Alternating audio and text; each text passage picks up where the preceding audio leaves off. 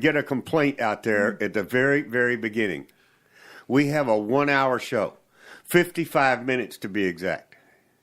There is no way to keep up with the pace of things that are going on. Yeah, but we'll make a run at it so we can inform you. We are all over the social media as Doc Owen Show, DocWenShow. Find us on Facebook as Doc Owen Show. Twitter handle is at Doc Owen Show. And another good way to listen to us, our shows immediately go out to YouTube, so you can find our YouTube channel. There's nothing to watch, but at least you can listen to the show on YouTube. And by the way, there are 3 major internet networks that are talk radio networks. None of the audience probably remembers, but back in the day, there were only 3 channels to watch on your television. NBC, ABC, and CBS. That was all you could get. And those 3 channels could never mention the other one. If you were on NBC, you could never mention the competition of CBS or ABC. That was way back in the day, all right?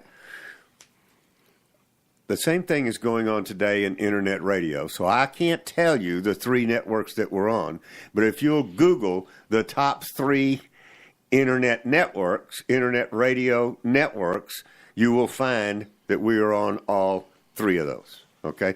But if you follow us on Twitter, follow us on our social media, we'll make sure you know exactly when we're on the air. So we'd be glad to have you. We got a blog that's up and coming called DocOwenShow.com. That's the best place to go to sign up for the email list in the upper right-hand corner. And we've got free apps for both the iPhone and the Android that has pretty much the entire history of about 4 years' worth of shows that you can go out and listen to. We start our show in a very traditional manner. We have a moment of inspiration from Ms. Surefire, a little brief moment in history from Uncle Bocce, and then I round that out with a leadership quote of some sort. So, Ms. Surefire, take it away. And tonight's quote comes from insightoftheday.com. That's right, folks. I'm kind of trying different types of websites. Good, yeah. Offering I like different that. quotes. Yep. So today's quote is considered Happiness Daily Quote, and it was written by Dennis Waitley. Yep. He's an author and a speaker. And his quote is, happiness cannot be traveled to, owned, earned, or worn. It is a spiritual experience of living every minute with love, grace, and gratitude.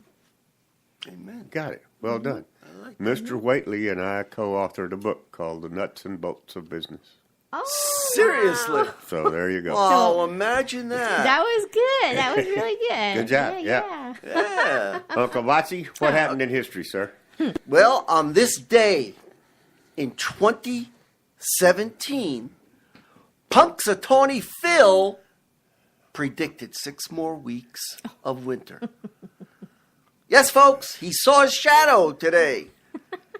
So there's going to be 6 more weeks of winter. Oh. Probably none of you know who Punxsutawney Phil is. I've seen Groundhog Day. Okay, good.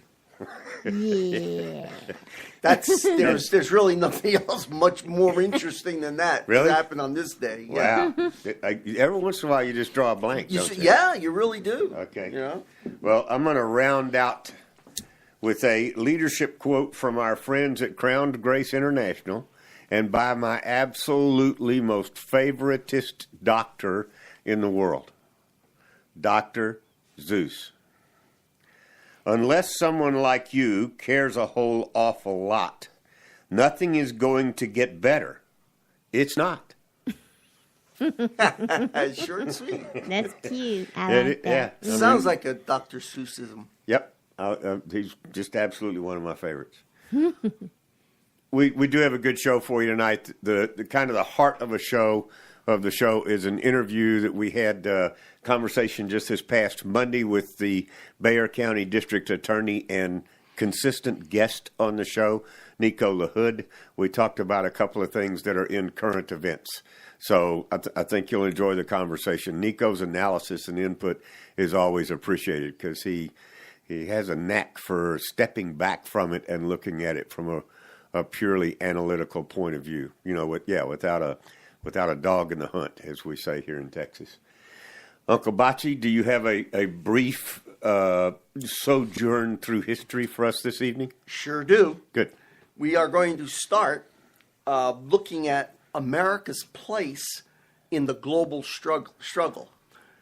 Let me set this up. Set it up. What the world during the colonial periods was a very it was a lot of turmoil, and especially in Europe, one kingdom fighting against the other, this, that, and the other, and somehow or other, the colonies got involved in them. So,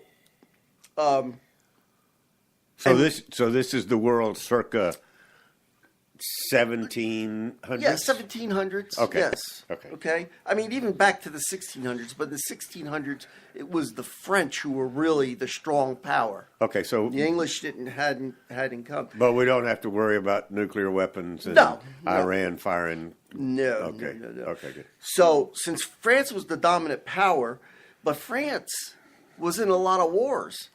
There was the 30-Year War, which involved France. And then Louis XV came on. He was called the Sun King.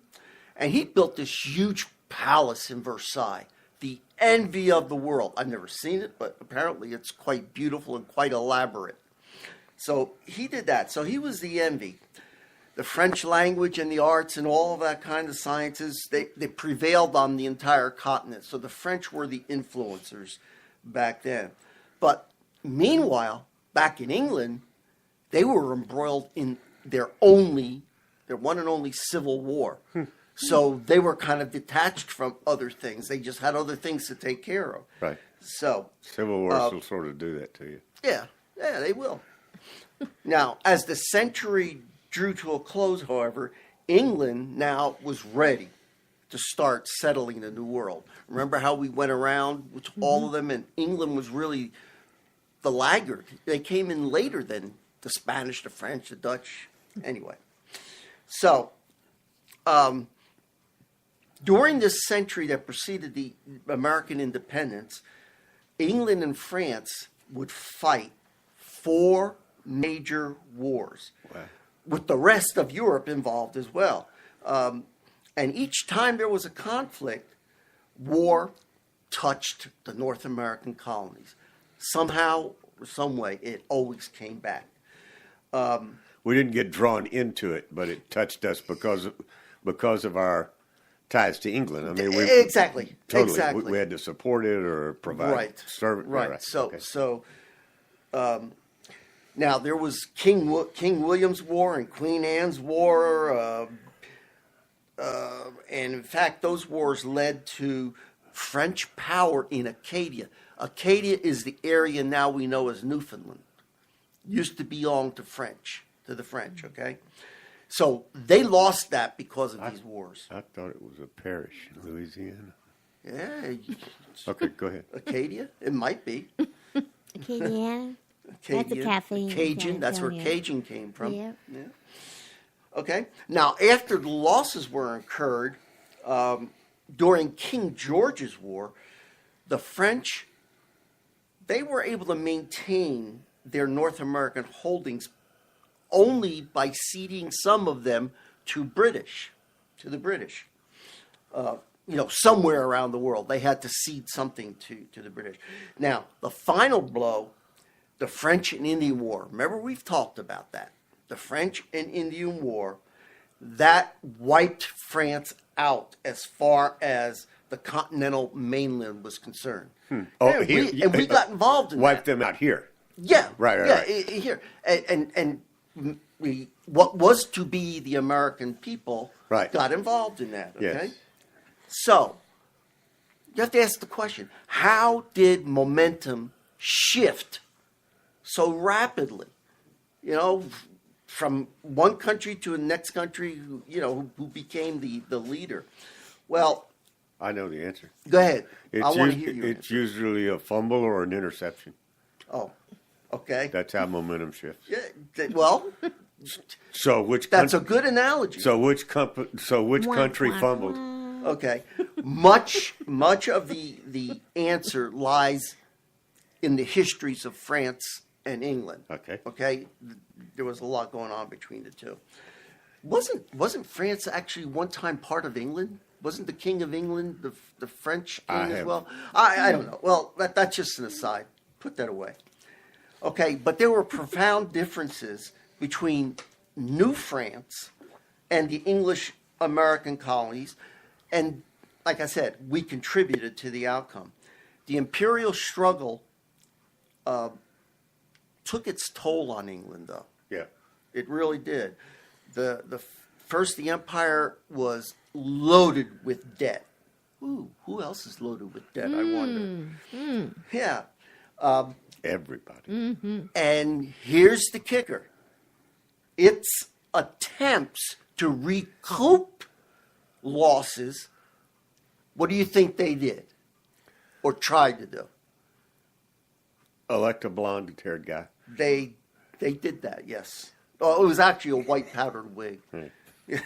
Okay? What they did is they turned to the colonies and taxes. started charging the American Right. colonists. Right. With taxes and everything. They wanted them to help pay for all of this. Okay? So we have a long history that- of bailing out governments. Yes. Okay. So, whether it's by force or not. So that ended up being one of the causes of the revolution as we go along. Now, the leadership experience gained by the colonial fighters in all of these wars, like the French and Indian War, perfect education for a gentleman like George Washington, Okay. who worked in the British military, and he really learned his military expertise by that. So you see how divine providence is there, Yep. preparing us at every step of the way. And preparing Okay. our leader. Right. And preparing our leaders as well. We talked about other things. So anyway, so George Washington was able to use his Yeah. experience against the redcoats. Cool. Now, moreover, France did not forget the embarrassment of defeat. So what better way to get back at Britain than to Support the colonists. support the colonists? You see how these things go around and come back to each other? It's just absolutely, it just amazes me how history works itself out like this. Go ahead. Yeah, well, so England, out of this, they emerged as a stronger position than France.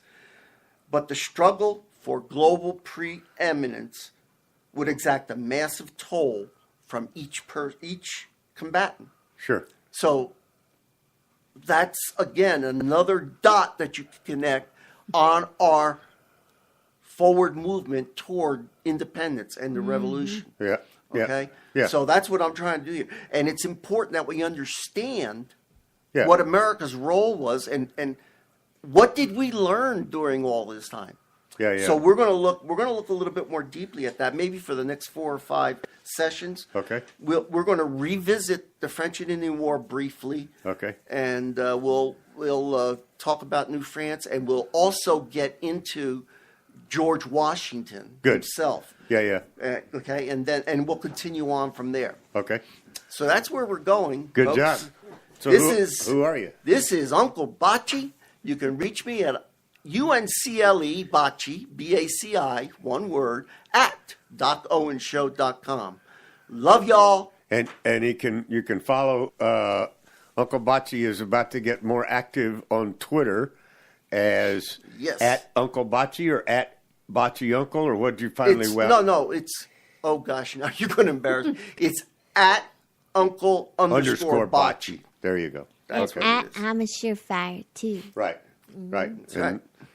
And at Doc Owen Show. Okay, we're all there. Cool. Okay. We are now going to, I'll save it till after Nico. So you're going to listen to the conversation that we had with Bexar County District Attorney Nico LaHood. If you're not from Bexar County or don't live around here, don't worry about that, because we talk about national type subjects, and Nico is both a biblical, Sharia, and law scholar. He knows what he's talking about, and he puts it all together and has a very logical, analytical mind. So I enjoy putting things in front of him and just discussing them, rather than, because it's not from his particular point of view, it is how it should be discussed. So we're going to pick up in the middle of this conversation, because I'm saving the first part of the conversation for another show. So we'll start out with, we're kind of heading into a discussion of sanctuary cities, which is high in the news right now. Take it away, Nico. Together. I mean, not enough people sit down and just use some common sense. Man, when you really check in your agendas at the door, I mean, people on both sides of any argument, and you really make a commitment to truth and no deception, and to follow truth wherever it leads you, you just get further. And even if your conclusion is, let's agree to disagree, but let's continue to work on issue 2 or 3 or 4, where can we find common ground? That phrase is sure coming up a lot What? lately. Agree to disagree. Well, but it's how you disagree that's the issue. I agree. I mean, do you disagree with an FU and a middle finger, or do you disagree with, I respect your opinion, thank you for respecting mine, let's find some common ground and see if we can work backwards. So now that we've diffused the situation, let's see what we can. But it's just this is dealing with people. Look, I always try to find some common ground and work backwards, because a lot of times it'll either open up your mind or my mind, or maybe either one of us or both of us were looking at the issue incorrectly or with limited data. It's always about perspective. Yeah. It's usually about perspective. Yeah. And when you get down to core values, if you're just way off the mark on core nucleus values, well, then you really have to part ways. Yeah, you're never going to get there. Right. Yeah. Switch gears. Okay. Sanctuary cities. Okay. You said that was something that's kind of it's been a not only in the news, but it's been the topic around here. Sure. And I'm sure because of the changing of the guard and the stuff that's coming down from the new administration, I don't know that it's really come down. I don't think any executive orders have been put out there, but they're putting out enough literature and information that they're going to pull funding. Well, the governor and the Travis County sheriff are sideways on something, right? Yes. I read yes. Yeah, so on this issue, and it's been a topic of conversation around here. Look, to me, I just say let's sit down. Okay, what is anyone's? I want from both sides. What's your definition of a sanctuary city? You got to start there, because maybe we're arguing and we're not really arguing about nothing to do. I mean, maybe we're on the same page. I'm curious if there's anyone out there that truly is making the proposition that we should never enforce immigration laws. I can't believe that is truly anyone's position. That if you can get past the border, it's like a defensive line. And if you get past the defensive line, the quarterback is screwed. It's just that you're home free. I mean, that can't be the position. We have laws, and we have to enforce laws, all laws. Now, if a law is unreasonable, then you address it and you try to change it or modify it, and we do that here in Texas often. Federally would be the same way, but I can't imagine that people are like, hey, you know what, let's not enforce any federal immigration laws. Now, I'm going to give you a couple perspectives. From Chief McManus's perspective and many law enforcement perspectives, they are being labeled that they are advocates of sanctuary cities, and that's incorrect.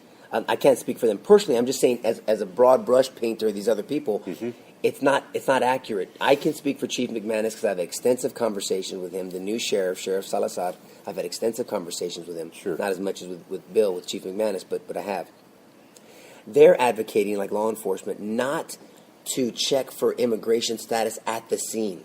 Many of our cases are solved and leads are developed because of communication with potential witnesses. Yes, sir. Their claim is that if we right away walk in there and say, what's your immigration, people are going to shut down, walk out, not even talk to them initially, and we will impede justice on some serious crimes. Yes. It's a valid point. I know it is. Second point, okay? And I'm going to follow that thread in a second, but I want to get there. Even if we as a society said we need to do that, even if everybody, let's just in a perfect world, let's just say we all agreed on that. Okay. That we should check at the scene people's immigration status. There's no way to do it. There's no way to do it. There's no computer data system where you type in, They're not there. Juan Contreras and say, it's like he's not legal. There's nothing there. So even if we thought, for argument's sake, that was a good idea, forget about justice and forget about developing cases and witnesses and leads and all that. Let's just shelf that for a second. All we can say is he's not in the system. For criminal cases, not for immigration status. That's what I'm saying. That's right. That's what I mean. He's not. He doesn't have a warrant. He's not there. He's never been arrested. He doesn't Right. have a criminal record, Right. and there's no active warrant on him. That's all the system's going to tell us, right? So that's it. Now, going back to my original point. So if someone is arrested, there is a system in place. Once someone makes it to the magistrate's office or the jail, ICE comes in and makes a random. They check out people's statuses. And then if they make a request for a sheriff to give a 48-hour hold because there's an issue, then that has been honored, and then they go get a warrant to go through the system appropriately, through the ICE system, through immigration system. So there is a system in place to check that. It's just not at the scene. Okay. So Chief McManus and the sheriff, their position is not to not ever check them. They're saying, look, there's a system in place. Yeah, maybe not for the witness, but for someone who's being accused of a crime and made it into our system, there's a way to check if their immigration is good, and we do that. What about the witness? The witness, if they're just a witness, they're a witness, Okay. and there's no way to check it.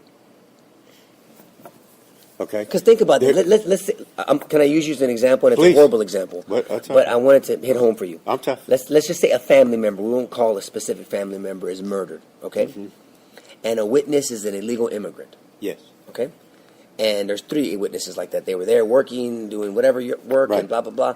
And they witnessed it. Yeah. And then we start checking for immigration status.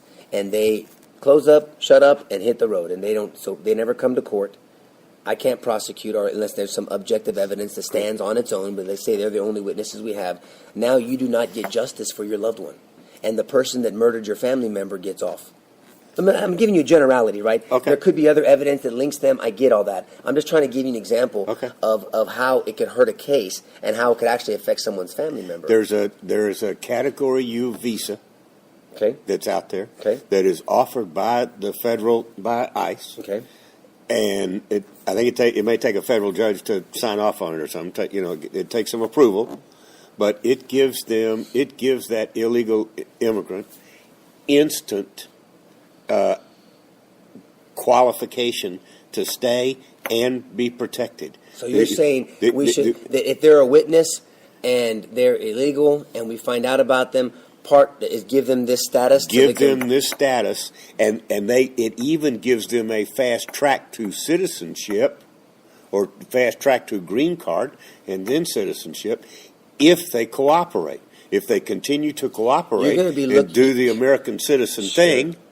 So then you're okay, and I'm just asking, I'm trying to go through your analysis. Mm-hmm. You're okay with how they got here, even though they broke the law to get here. You know, there's a lot of people, they don't want amnesty, and I'm not saying I take either side on this. I'm just trying to help you analyze this. Yes, sir. You're okay with, no matter how they got here, if they're helping us in our justice system, they should be given some benefit for that. I think if they get trapped, if they get by the same analogy you gave, by circumstances that they are found out and in there, we should protect them if they're willing to assimilate and do the right thing as if they were a citizen. You may, maybe I'm a devil's advocate, you may have a bunch of immigrants going out looking for crimes to be witnesses on, right? I mean, and maybe that's what you're trying to accomplish. Well, no, I'm not really trying to accomplish that. But if it's a real crime, then yeah, I am trying to accomplish that. If it'll reduce crime, if they'll come out and talk about their own neighborhoods, etc., absolutely. Go back to your original question. No, I'm not crazy about illegal immigration. I think they should come in the right way. Right. I'm not anti-immigrant, from anywhere. Sure. But come in the right way. Tell me who you are. Tell me what you do for a living. What your daddy do. Where you coming from? You're going to be one of us or not? Right. No, I got you. I'm gonna look. we're on the same page. I have a very specific opinion about this. I have a brother-in-law who is a very recognized dentist in Mexico. Uh-huh. He's the only one of the 4 children my father-in-law did not have. They weren't born here because he was going to dental school back and forth. And Interesting. 3 of the 4, and he wants to be here very bad. Sure he does. I promise you, Doc, you want this guy as your neighbor. Yeah. Not only would he be a productive citizen because he's a specialist in gums and dental work, and I mean he's wonderful. He teaches, he travels, literally continents. Stand up. He's the salt of the earth. Right. Anybody would want him as your neighbor. Him and his wife and their 2 children. And he's been waiting almost 9 years now. Get out. And so he's waiting the right way. So am I supposed to say, Jose David, I mean, you should have come here illegally and then you would have been here scot-free, man? Sorry. Too bad you've been waiting, doing it the right way? No, of course not. Look, here's what I tell people. All the people out there. 9 years? 9 years, sure. He's been waiting. I mean, so when we say we need to revamp the immigration system, we do. You want this guy here. You want him working. You want him paying taxes. Oh, yeah. And you want him as one of our citizens. He's a good man. I will stand by him all the way to the end. But he's doing it the right way. Yeah. So I am not for just if you. I mean, but now on the flip side of that, most people get distracted around here, because our idea of an illegal immigrant is a Mexican immigrant that's coming over here just to support their family. Right. I've represented clients. When I was a defense attorney. Hard-working people. Oh, yeah. I want them as my neighbor because I got to know them. They weren't just a piece of paper to me. Mm-hmm. I got to know their families. I knew their heart. I saw their work ethic. I saw their values, the believers in Christ, and they're just humble people working hard, and they truly try to just help their family. I had one client who came over here illegally because his child had a form of cancer, and he was working to send money back. Mm-hmm. He was detained and sent back. He came back again because he wanted to work. I would do the same thing. Yeah. Okay, so would too. He's the anomaly, right? We're not worried about him. The problem is, here's the problem. This is the distraction. The problem is how we treat him, that good man that's trying to do anything for his kid and would give his life like you would give your life. Like you couldn't blink fast enough before I'd give my life for any one of my children. Right. How we treat him is how we treat the ISIS. ISIS guy coming over to kill us and kill those children that we're trying to protect. That's correct. That's the problem. And so it's a distraction for so many people. I have represented many illegal immigrants, good people, that if I could just tell the federal government, I vouch for these folks, man. This is a good family. We want them here. How do we work it out? Right. They can pay the fine. They can do a fast track. Actually, some of that used to go on, that vouching. I mean, back in the day. I believe in it, man. With all my heart, I'm telling you this. Now, are there? So we in South Texas, we get distracted because we're thinking of that hardworking Mexicano family that's just trying to make a better life for their family members, because it can suck to live in Mexico sometimes if you're not part of a certain class. Well, that's real, right? Our empathy gene kicks in. Well, that's just real. But we cannot distinguish. How do you really say, hey, thank you. Do we really say, let's treat the Mexican immigrant different than the Syrian or the Islamic immigrant? Or because then that's the problem we're running into. And a lot of people are getting caught up on this issue, and they're not looking at the real threat that we're worried about. It's really interesting to hear people where they come from. And here's an example. A guy that I know is an advocate for no wall and no borders and open borders and all that sort of stuff. Right. He's a good man. He's a good guy. I like him. And he lives in a gated neighborhood. It's kind of interesting to me, right? He lives in a gated neighborhood, and there's guards there. Right. And look, here's my litmus test for me. I'm not going to advocate to the masses what I won't live out in my own life. And most people that are for this immigration of these refugees at all costs, who cares? I mean, let them in no matter what. I ask the questions: do you lock your front door? Right. You do. Why? That's right. Because you don't want just anybody walking in without your permission. That's right. You want them to knock, ask, you open it, then you decide to invite them in. It's your home. Yep. Number 2, I ask the same question. How many homeless people do you have living in your house? You owe none? Why? But this is our home. Our country is all of our homes, whether you're Republican, Democrat, Christian, non-Christian. If you believe in the Constitution and American values, this is our home. And I don't think it's unreasonable to ask people to knock, and to wait to be invited in, and for us to know who comes into our home, and to make sure that we don't just have a bunch of homeless people in our home and just sleep in our beds and use our restroom and eat our... I mean, if that's what you do, that's cool. But don't advocate for something that you'll never live in, is my point. That's my only point. And I think we just need to be cautious. We just need to know who's coming into this country, especially when we know there's a certain group and mindset of individual that says, we are going to infiltrate the immigration system and we're going to come kill you people. Right. They've said it and they've done it. I mean, so to me, when I'm just looking at this objectively, let's all agendas, all politics, who gives a crap about that? Let's just talk about people and principles and what is best for the people as a whole. That makes no sense to me for us to ignore a real threat. And so can we sit down and talk? What is your definition of sanctuary city? Okay, let's work backwards. I have never heard anyone openly advocate that we should not enforce any laws. Everyone gets lost in this rhetoric, soundbite, sanctuary city. Yep.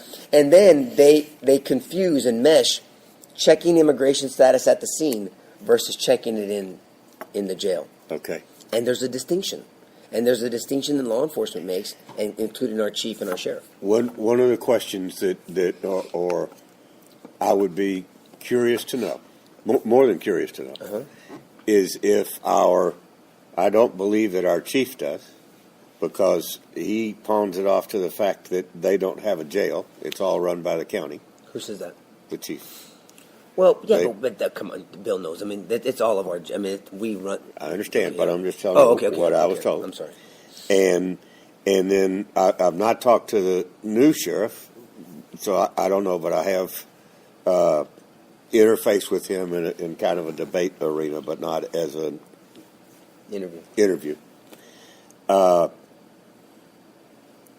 They don't necessarily check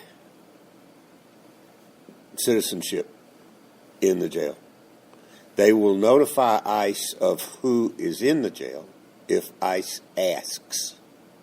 And it's up to ICE to check the status and request the hold in a very timely manner. But think about what the sheriff is saying. In other words, they don't. My concern is they don't facilitate.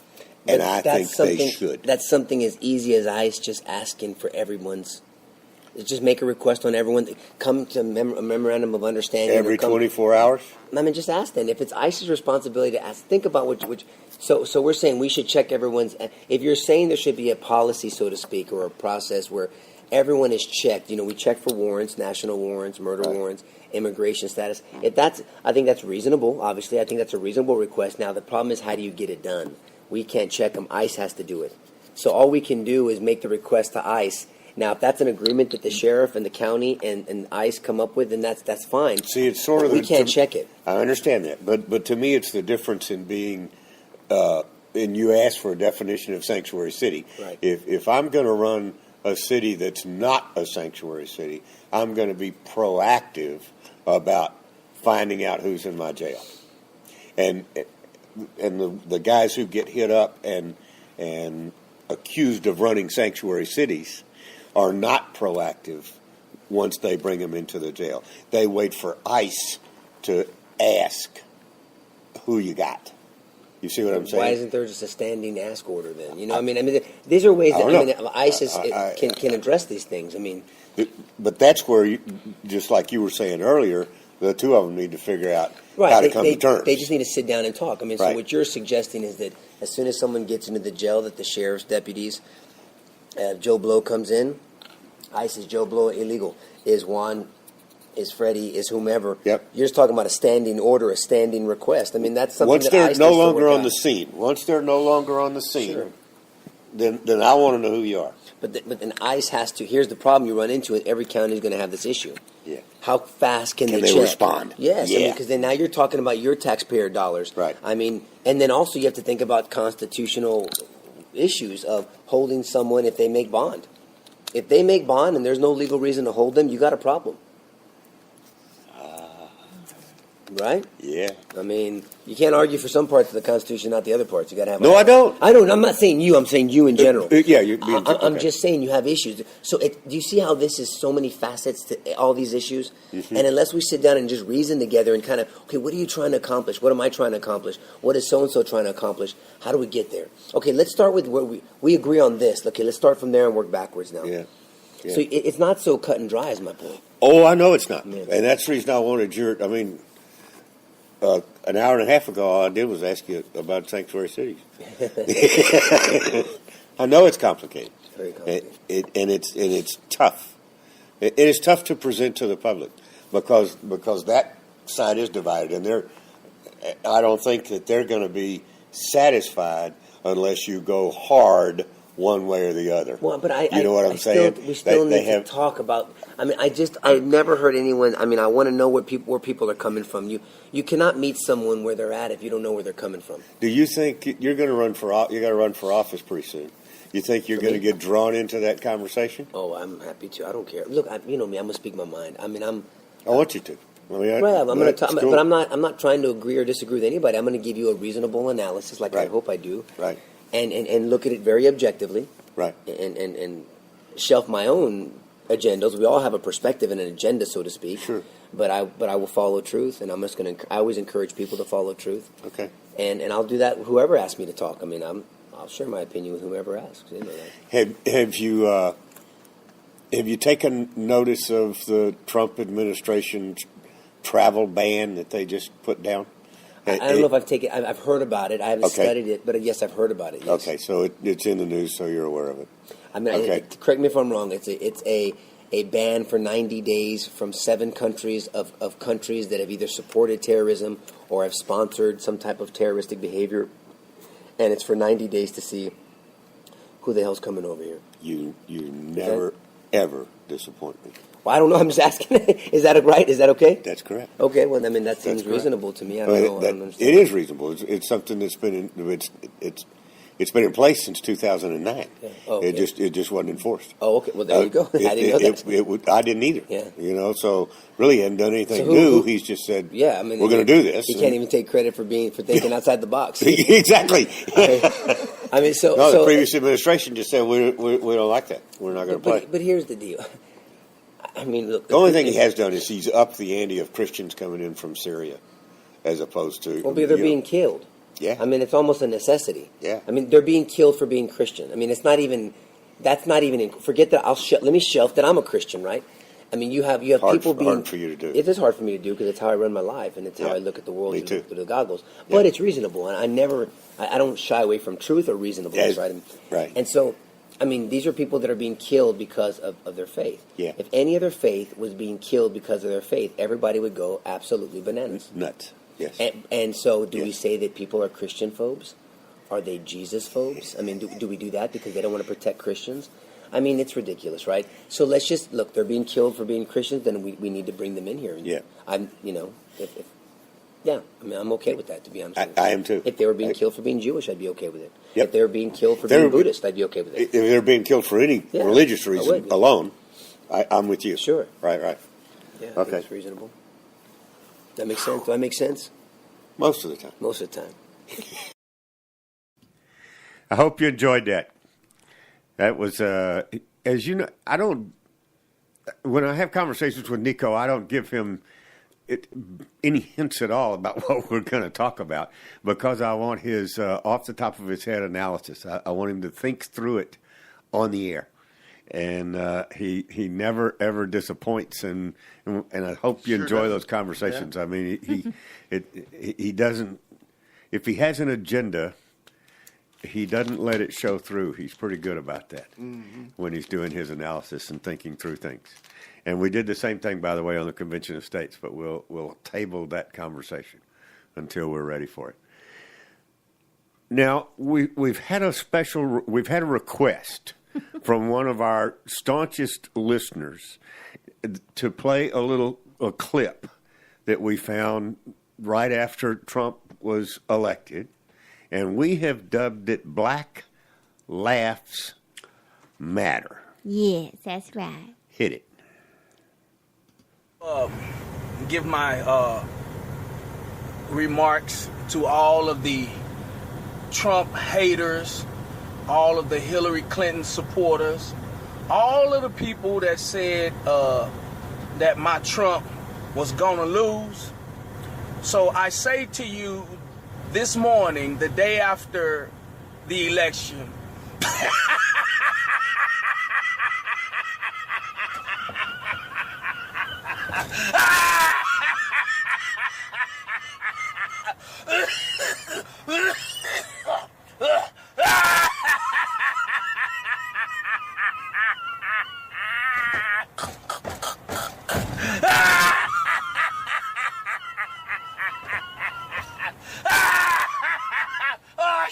breathe. I can't breathe. I can't breathe. Okay, I have to take my headphones off during that, so I'm not laughing when it's time to come back on the air. I hope you enjoyed that. You know, it's the name of the clip is thanks to Ms. Surefire. We have confirmation today that Rex Tillerson is the official Secretary of the State, right? Yes. And the reason I bring that up is because Mr. Tillerson is a Texan, and he's the former CEO of Exxon, one of the largest corporations. And he stepped up in front of his State Department employees, and with typical Texas fanfare, he thanked his wife and gave a little bit of background of why he wasn't out on the ranch playing with his grandchildren. And then he said, and I quote here, I couldn't get the clip for you, but his accent is not a whole lot different from mine. He said, so I got the job. I'm here. This is day one. Hi, I'm the new guy. And it cool. cracked him up. So I hope he takes that same, I expect that he will take that same sort of Texas charm and soft-spoken demeanor out into the world to represent the United States of America. At first blush, it appears he's an excellent choice. So, we've got Mr. Trump has done it. Okay. What am I looking at? He's from what part of Texas there? I don't know. He went to the University of Texas at Austin, is what it says. Where's he from? Wichita Falls. You were right. North Texas. She picked it up. And the other Texan that's been, or another Texan that's been appointed has cleared the Senate committee. So it goes to the full floor of the Senate for the vote, and that is Mr. Rick Perry. And those of us who support Mr. Perry hope that they give him a business card immediately upon his appointment so he'll be able to remember which agency it is that he's in charge of. Sorry. Everybody needs a little help from my friends. Sorry, now and then. sorry, Governor. I just couldn't help but put that poke out there at you. For all of the coverage that they're giving to the new president, Donald J. Trump, good and bad and sideways and everything else. And, on the mainstream media and Twitter, it's like he's everywhere. The guy just never sleeps. Had to explain to somebody about a product called Buffer, which means I can create a tweet at 4 o'clock in the afternoon and have it broadcast at 4 a.m. So you think I'm up. Aha. Didn't know about that, did you? Mystery. I can schedule stuff. So Mr. Trump can do the same thing. Mm-hmm. Oh, I didn't know that. Absolutely. But Wednesday, the media was up in arms because the president and his daughter, Ivanka, came out of the White House all decked out, and they were headed for Marine One, the helicopter. And nobody knew that they were going anywhere, and certainly didn't know where they were going. And they were, the press was mad. Like, how dare you go somewhere without telling us where you're going so we can be there to cover it. So unlike his predecessors, who would use every opportunity for a photo op, Yeah. you know where he was going? He was going over to Andrews Air Force Base to be on site when a Marine sniper body was returned to the United States and to his family. Trump and his daughter went over there to console the family and thank them for his service. Wonderful. And without the press, because it was the right thing to do. That's right.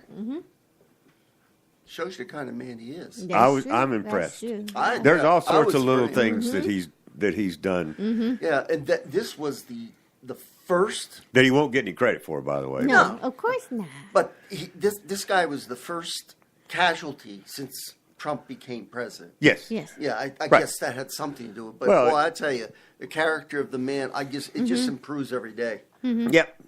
For me, Yep. Here anyway. we're going to go do this. Right. And it wasn't about a photo opportunity. You know, it was about doing the right thing. That's right. And by the way, I think on yeah, I remember when it was now. It was January 31st. Because one of the posts I saw on social media was that if you had a bet going around the office on when Barack Obama would get back involved and start speaking up and carping about the current president, if your ticket in the office pool was before the end of January, you were right. January 31st. Obama started speaking up and speaking out, against some of the things that Trump is doing.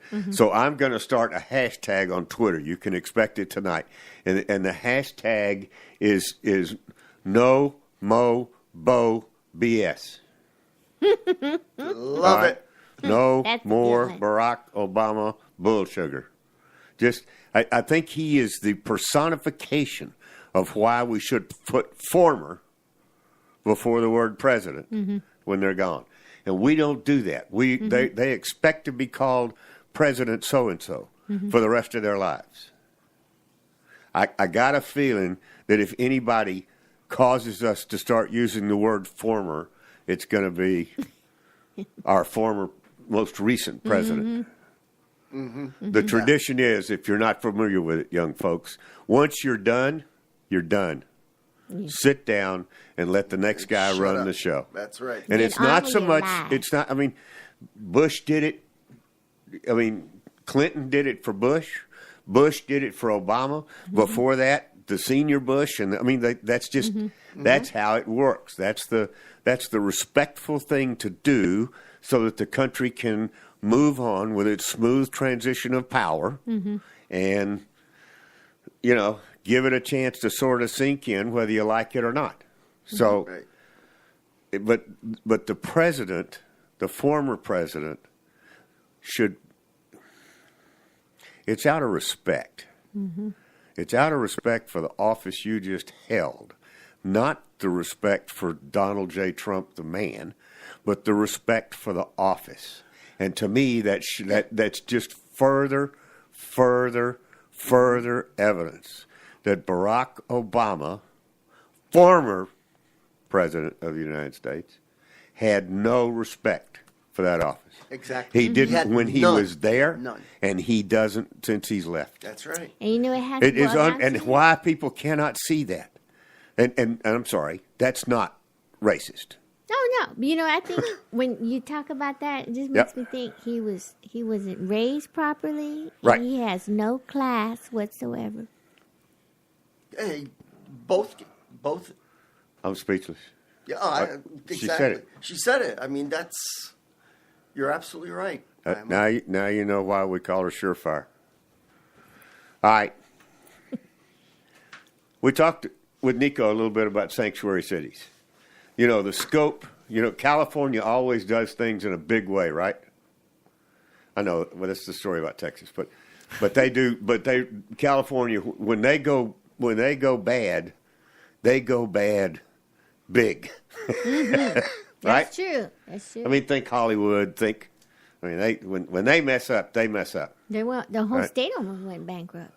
Well, the whole state has declared themselves as a sanctuary state. Is Jerry that- Brown. Yeah. Governor Moonbeam. Yeah. So that's going to double the length of the wall. Because now we're going to have to go all the way across Mexico, all the way up California, and the southern border is going to be Oregon. That's right. I think we ought to make them pay for it. That'll be part of their exit tax, is to build their own wall. Oh, they don't want a wall. Oh, they want a wall Oh, do they? between the U.S. and them. Yeah. Oh, that's what I'm saying. That's yeah. the wall I'm talking about. We Oh, wall okay. them on the other Okay. side with Mexico. Yeah. Put them on the other side of the wall. Are you aware that they've launched an investigation into the previous administration's Department of Homeland Security hacking into state election systems? Oh, yeah. You aware of that? I heard of it, but I'm not. Well, the hottest incident or the most visible incident is the state of Georgia, where they have irrefutable proof that the hack came from Homeland Security.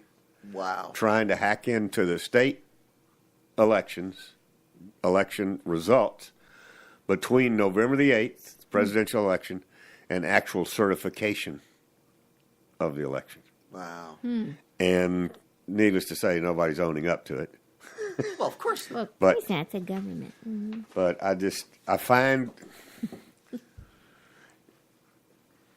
in another an alternate life that I lead to be on the radio, I am a cybersecurity professor, and I find it very interesting that all of this stuff, I mean, it's spy versus spy, like the old Mad Magazine routine, but trust me, they can know exactly where that hit came from. Mm-hmm. And at what time, and everything about it. If you're not familiar, every computer in the world that's on the internet has what's called an IP address. IP stands for Internet Protocol. And it's, 3 digits, .3, .1, and they're all traceable. Mm-hmm. So, and actually they are traceable in real time as the breach is being attempted. And that's what's happened here was the state of Georgia, their cybersecurity defenses are very, very good. They're actually much better than the Department of Homeland Security's ability to cyber attack. And they got caught. And I don't think that's the only one. I just think that's the one where they have the best evidence. Mm-hmm. The rumor is that there were other states that this was an ongoing issue. Mm-hmm. Just, if you didn't know that, I thought you might like to know that, right? Mm-hmm. We got about a minute and a half. Bocce, Ima, what do we need to... be sure to follow us on social media. We get an awful lot done out there. We get involved in it. We post a lot of issues that we only have a 1 hour show. And it's hard to cover all the information and still try to provide the quality broadcast with some history and some, leadership and inspiration and stuff like that. It's difficult just to stand up, boom, boom, boom, boom, boom, and give it all to you. We'd rather give you a good quality show. But to get all the information that goes through the show in a period from week to week, you can follow us on Facebook. You can follow the blog. You can just Google Doc Owen Show and find out where all we are. There's a good page or page and a half of Doc Owen Show connections under a good search engine. So, we would, and you can reach out to us on any of those platforms. We are extremely responsive. Coming up in the next week or so, we're going to upgrade the equipment so we can start taking phone calls.